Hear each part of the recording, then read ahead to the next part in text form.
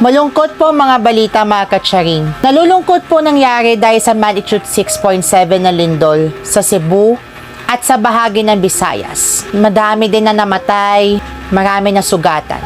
Sa puntong ito dahil marami din nang tumutulong dahil nangyari sa liktad ng lindol. Magnitude 6.7 ayon sa PVOX.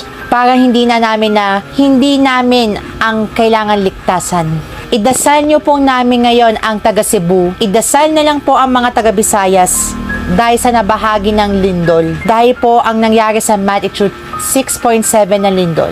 Sana po idasal nyo na bahagi mga taga Cebu at sa public officials ng Cebu at sa mga principals at ang province namin ngayon. Pinaglulungkot po mga balita, mga katsaring at dahil nangyari dito at tumutulong po nangyari sa sanantad ng lindol. Para sa inyong likod po at sa mga katsaring at sa buong Carl Ivan Ingao Entertainment, idasal na po yan para sa buhay namin ng lindol. #PrayForCebu.